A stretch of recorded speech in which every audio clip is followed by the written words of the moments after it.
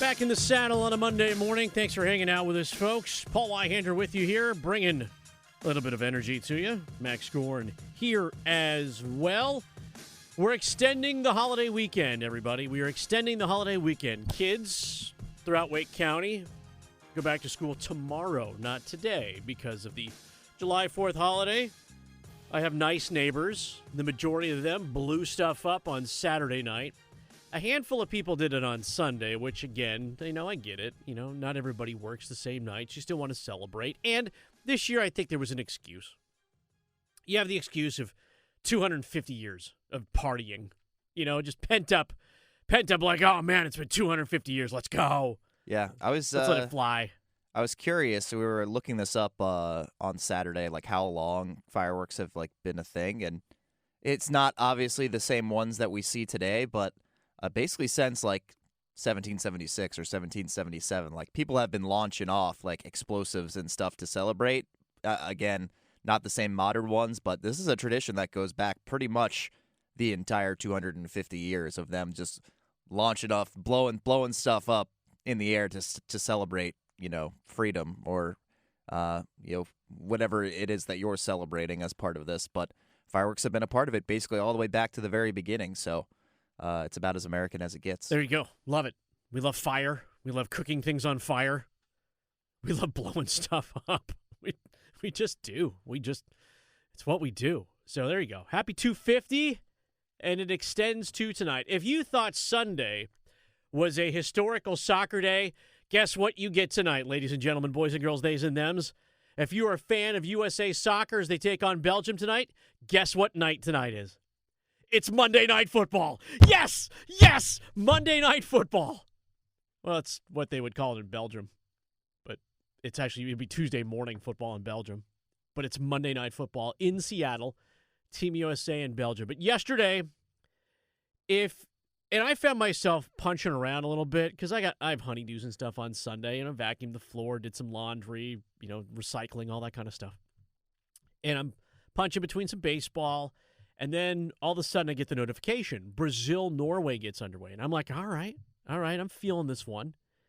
And the guy that everybody just seems to love, and the greatest Caniac of all time, apparently, they should just invite him back to do the siren, I think. 2-1 Norway over Brazil. Brazil sent home so much that Neymar retired. Neymar retired, and Erling Haaland had 2 goals. One on a header off that big Viking dome of his, and that second one just this perfectly placed corner. And Norway takes out Brazil, and that was game 1. That was game 1, and yes, we lose some of the Brazilian sights and scenes. There's that. But Norway moves on. There's some pride. There's some absolute pride. And if Erling Haaland is not back in the United States to sound the siren for early games of the Canes, what are we doing? What are we doing? And then the second game, oh my goodness. I stayed up for this one last night because I was thinking to myself, first of all, it played so tight that the coin that I had laid on it was under 2.5 goals. And I was like, oh yeah, this is going to happen. And they had 3 in the first half. I was like, okay, great. Meh. Mexico was cranking, and England had the 2 quick ones. Cranking. And this might have been, if you wanted to think of a soccer match that you wanted to watch to give you everything that you needed in a soccer match, it probably was Mexico-England last night. You got everything in that one. You had home crowd advantage with Mexico, which didn't turn out to be home crowd advantage. You had a penalty kick. You had a 2-goal effort. You had a lightning delay. And you had England playing short for roughly 50 minutes of this match with just 10 men after a red card. You had everything in this one. And just the third ever competitive loss for Mexico at that stadium, Estadio Azteca, I guess for the purposes of the tournament's Mexico City Stadium. But it's I think the 90th game they've played and only the third loss. It was 17-2 coming into that one. And it was a great game, but If you're talking about the best games of the weekend, I think you have to go back to Friday with the Argentina and Cape Verde match, which was another all-time classic. Almost an upset. Yes, on the brink of one of the best upsets, basically in the history of I would say in the history of sport, not even just in this tournament. Teetering. The reigning champions with the best player by almost every measure, basically of all time, up against a small island nation, 60-something ranked in FIFA rankings, like playing their first World Cup, not even expected to get to knockouts, and took it to extra time. The guy scored an absolute worldy equalizer to make it 2-2 in extra time. What was that? Like a ridiculous shot from the edge of the box to place that top corner and make it 2-2, and then of course, Argentina ended up being too much for them, did score the third goal to make it 3-2, but that was an all-time classic. It feels like basically every other game is an all-time classic at this point. Like, we've gotten so many stoppage time equalizers and winners and worldy highlights and amazing individual performances. It has been just a great tournament for this North American-hosted edition of this tournament. Now, until this weekend. Until this weekend. Because Canada lost. Yeah. And Mexico lost. Well, now the one co-host left. There's one left. Tonight. There's one left. There's one left. Yeah, it's been magical. Did you know? I didn't realize this. Much like the NCAA March Madness tournament, if you advance in the World Cup, by just making the World Cup, you get paid. But then as you advance, you earn credits. So as you get wins, players actually start earning more money. Canada made $16 million by making the World Cup. For a Canadian soccer has run deficits. Like, and think about it, Canada, there's a lot more investment in hockey, even lacrosse, more than there is soccer. And they've got Canadian Premier Soccer League, but that's an absolute Ponzi scheme. But they're trying to invest in soccer, and they actually have money to do it now because of their World Cup performance. Mexico's always had the cash. They're just not the team that they used to be. Tricolor couldn't get it done against Harry Kane in England. And so England's setting up for some this is probably one of their biggest wins like ever. Like when you talk about England. That's Max. I'm Paul. Next up here on 99.9 The Fan. So today, if you thought yesterday was pretty awesome and you saw some really, really good soccer, and admit it, you're watching. You weren't watching that, was it golf tournament? The dude, Goddard, is it Chris Goddard who won it? He was 20 under par or something like that. I was like, what? This is miniature golf. Today you have Portugal, Spain. Portugal and Spain in Dallas at 3 o'clock. Everybody's going to be watching that. I believe is it a 7-hour time difference? So in Portugal and Spain, where they serve dinner after 9 o'clock, it'll be like after dinner. Like 10 o'clock at night kind of thing. They'll be having a good time there with that one. Spain is favored. And these teams go to penalty kicks an awful lot. They play each other really tight. But enough about that one. Lots of storylines tonight in Seattle. For Monday Night Football. It's Monday Night Football in Seattle where they have the 12s, right? So if it's going to be lots of Team USA and against the French fries against the Belgian frites. And it's an even match. It's an even match except for one thing. And I don't know if you like it, if you love it, you don't agree with it, you disagree with it, you're a soccer purist or a football purist or whatever it is. But Team USA will be at full strength if they decide to start Folarin Balogun. His red card was rescinded by FIFA on Sunday with no appeal. It just magically happened on Sunday. So instead of a red card, which he picked up against Bosnia and Herzegovina, he could start tonight. The leading scorer for the United States could start tonight against Belgium, the most electric player for the States so far. You know what he can do. It's not Mbappe, but he's trying to play like him, that's for sure. If he could get Golden Boot, he would need 5 goals tonight, but it wouldn't matter. That's what you would want. And remember, back in March, I think it was in Nashville. I'm not sure if it was in Nashville. Again, we all get into soccer at the weirdest times.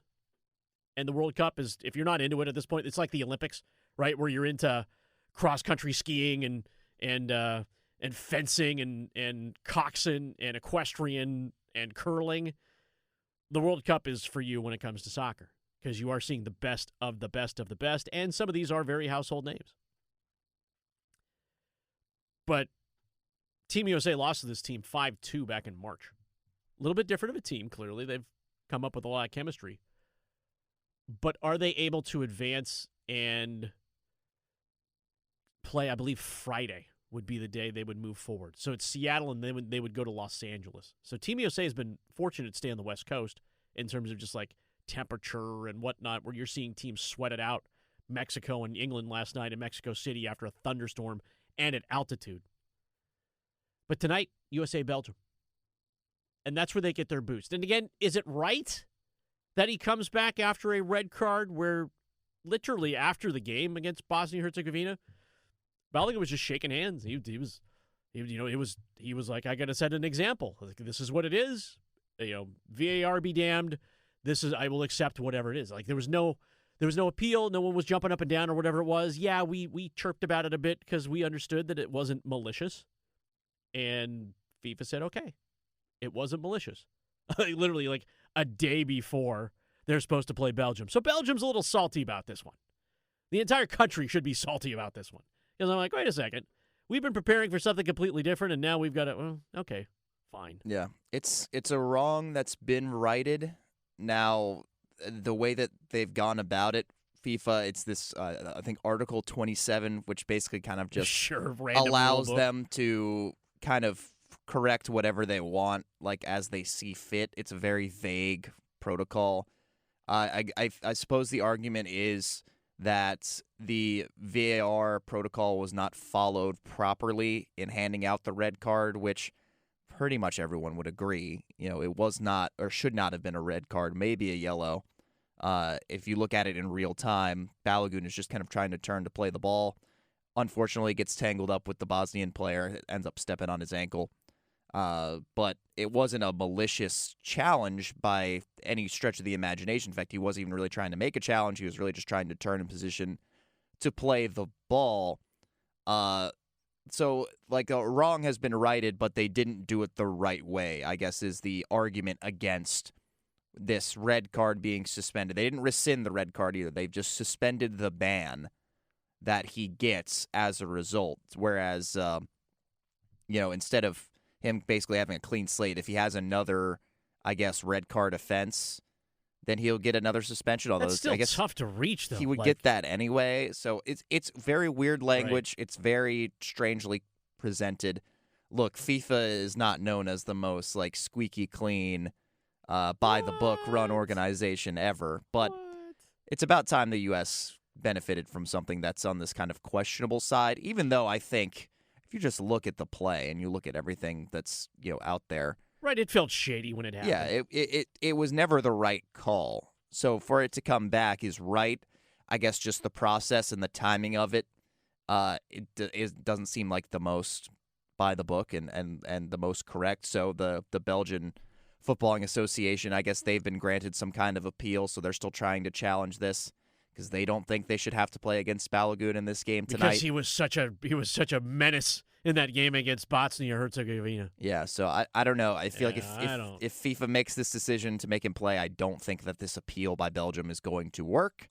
And I expect that we will see Folarin Balogun on the field tonight at 8 o'clock. I just like the timing of it. Yeah, more than anything else. The day before is definitely interesting. Friday could have been better. We've got about 11 hours now until that game is kicking off, and I don't expect any more updates regarding this to come down. So it's good news for USMNT. They've got their star striker, their most clinical finisher. That does he start though? Did they make him start? You would. I mean, if I was Pochettino, I'm definitely starting him. He's the most clinical finisher and maybe the best striker that Team USA has ever had. And if you have him available, you want him on that field. So if he's able to play, again, if nothing else comes down between now and 8 o'clock, he would be in that starting 11. I have very little doubt about that. Belgian coach Rudy Garcia, after the appeals process, said this, quote, "I didn't know that at the World Cup, the 5th of July is actually the 1st of April. It's April Fools." That's such a soccer manager thing to say. The driest of wit The driest of wit. All right, so you got a couple of bangers today, just as much tomorrow, too, but today's a big day. Again, Portugal, Spain, that's at 3. USA, Belgium, I know there are watch parties all over the Triangle tonight.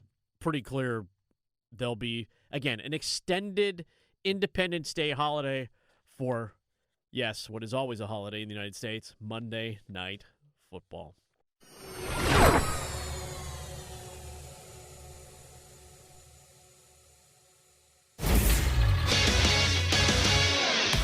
I'm Max Goren with 3 things you need to know right now from 99.9 The Fan. The U.S. men's national team faces Belgium in the World Cup round of 16 tonight, and USMNT will have everyone available.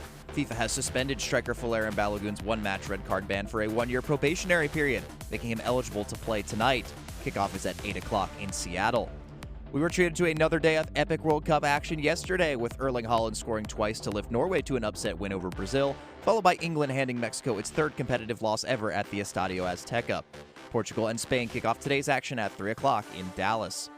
Duke basketball commit Joaquim Bumche put on a show in a gold medal game victory over Serbia at the U17 Basketball World Cup yesterday, recording 20 points, 15 rebounds, and 3 blocks en route to tournament MVP honors.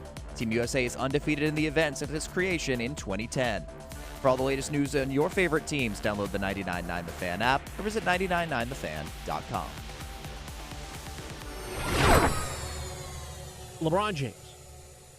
LeBron James is going to head into a 24th season in the NBA, teamless, at least for now.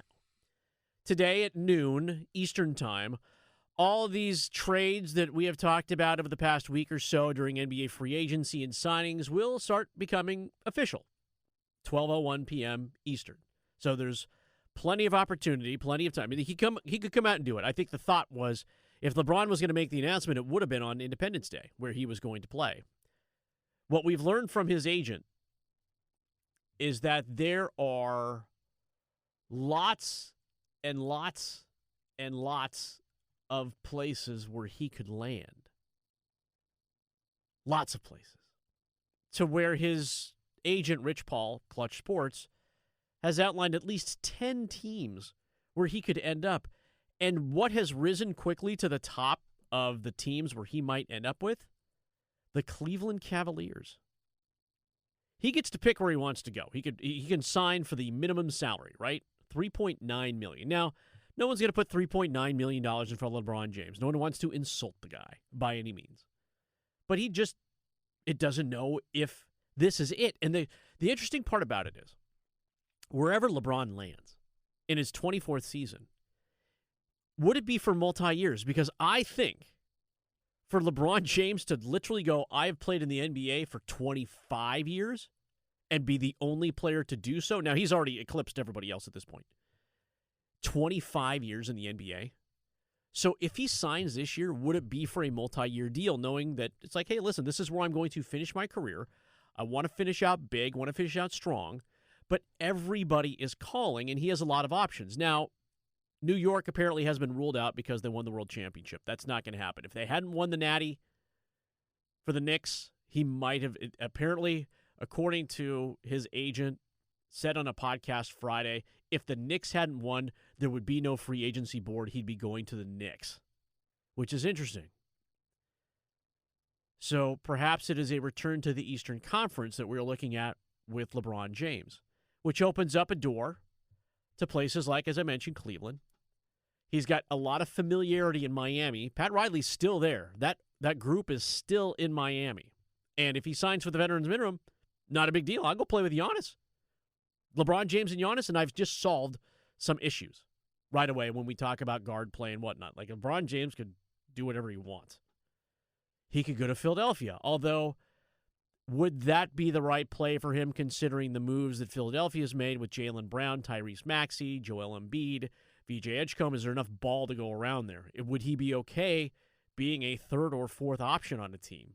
Like, I'm going to shoot 8 times a game. I'm not sure that's LeBron's game. I feel like, honestly, that's kind of more what he's looking for in this. To be a side piece? Not to be a side piece, per se, but I think the discussion around this current now sweepstakes for LeBron, which there hasn't been a free agency courting of him, and is since when, 2018 now, so It's 8 years later now. Obviously, it's a different player. He's at the end of his career, but still very, very useful, very valuable player that can add something to a team. I don't think he wants to go somewhere and be relied upon to be the number one option, to be the guy that shoulders the heavy load. I think he would probably prefer to have a top option or even a top second option that he can kind of distribute to, that he can defer to while providing what he can provide, particularly as a passer, which pretty much his entire career, LeBron has actually been more of a pass-first player, which he didn't always get credit for. But if he goes to a team that has those options that he can distribute to and allow them to score and set up other players to kind of shoulder that scoring load, I think that's something that he would be particularly into. I mean, you don't see him kind of interested in these discussions in teams where he would be that number one guy, and because those teams are not going to be very good teams. Yeah, they're not vying for championships. If LeBron James at age 41 or whatever it is at this point is going to be your top option, then he's probably not going to go to your team. So that's why we hear about he's interested in a team like Cleveland that has a Donovan Mitchell and an Evan Mobley and a Jarrett Allen, or he's been talking with Philadelphia with they just added Jaylen Brown to Tyrese Maxey. Team. Yep. And Joel Embiid. If they added LeBron, I mean, that starting five would be ridiculous. Now, they still need to shore up that bench depth, but that would be a really strong contender to win the East. I think at this point they pretty much are already favorites. You hear about Minnesota trying to talk to LeBron. They've just obviously acquired LaMelo Ball from the Hornets. They've got Anthony Edwards. And he loves Edwards. He would be a great addition to those two in the backcourt. So, and I think the one that makes a lot of sense that is mentioned in these discussions but isn't talked about, I think, a ton is Denver with Jokic. Because then you have two of the better passers of the last 20 years on the same team. They still need that shooting around them to make it all work. But, I mean, if LeBron wants to win another championship, that's probably a destination that I would have top of my list, because you can really just plug and play when you have probably the best player in the NBA in Nikola Jokic there. That makes things a lot easier in every way when you're out there on the floor with him. LeBron has a lot of decisions to make. Apparently he's a very big golfer now, and so that might play into the decision where, listen, Steph Curry's a scratch golfer, right? He plays in all those pro-ams and all those events and things like that. It's why Golden State's part of the deal, and we've talked about the allure of Golden State, at least for fans. Yeah, like Steph Curry and LeBron. Yeah, let's see them run at one time. See if they can get some magic going, and just have Draymond Green just defend and defend and defend and defend. But, he's got to deal with quality of life stuff. You go home to Cleveland, you're loved forever and adored forever. Like, third time's the charm. You can't always go home again. He brought them a championship. He could go back. They'd be happy, sell the place out. Everybody dusts off their old LeBron James jerseys, and everybody's good. It'll be about path and partly for championship, too. I think there's that competitive fire. And he's always said, he's like, I'll know. He's like, I'll know when it's time to go. But I think that dangling carrot for him is not just the championship. I think it's also that legacy, too. You talk about a quarter century, 25 years of LeBron James in the NBA, like defining an absolute era for the NBA to start the 21st century. Like, it has been LeBron James and him alone ever since he was drafted. All the things that he did, the decision, the championships, the big three, with the Heat, playing with Pat Riley, playing in Los Angeles, having won the championship at home. Like, there's no doubt a monster legacy that he lives. And then you go 25 years. Like, if when the Hall of Fame ceremony comes around for LeBron James, I'm not sure the Naismith Hall of Fame should induct anybody else. Like, it should just be about him. Yeah. Just a full day. Maybe even just a special day. Do the class another time, but like the day he retires, the next day you announce it. Yeah, you shouldn't have to sit through like a waiting period. It Hell should no, be there kind shouldn't of a even skip, be a vote. like we've seen with like Gretzky in hockey. Like, as far as I can remember, like, I'm 25 years old and LeBron came into the league when I was like 2. I don't remember a time where LeBron James wasn't in the NBA and wasn't one of the best players in the NBA. I mean, maybe like current day, you could argue that he's not one of the best, but you could definitely say he's still one of the best, 30 or 40 players at very worst, even at age 41. So, I mean, his legacy is unmatched. There's always going to be the debate, him versus Jordan, but it's two different things, really, when you're considering like the peaks of Jordan versus the absolute insane longevity of LeBron. Like they both have incredible, amazing careers and have defined eras and decades of basketball in their own ways. So very curious where he lands. I think the Golden State thing would be fun too, even though that's probably out of all the options we mentioned, kind of the least attractive for him. Not even least attractive, but just like probably least competitive, just because you're relying on a lot of guys at their end of their careers to kind of recapture their peak form or near peak form to try to compete in a very difficult Western Conference. But it would be great viewing. Like we saw the team up of LeBron and Steph at the Olympics in 2024, and it was awesome. You'd have 80 games in prime. Yeah, it was awesome. So if who's on tonight? Golden State. If we could get at least one more year, one more run at it. I mean, who knows? Maybe what they could potentially unlock and pull off in the playoffs. But even if they didn't have a ton of postseason success, it would probably still be fun to watch for the games that they're all on the court for. Well, today is contract day for the NBA. All the transactions will slide through starting at noon today, and if there are any surprises, of course, you'll find them right here on 99.9 The Fan.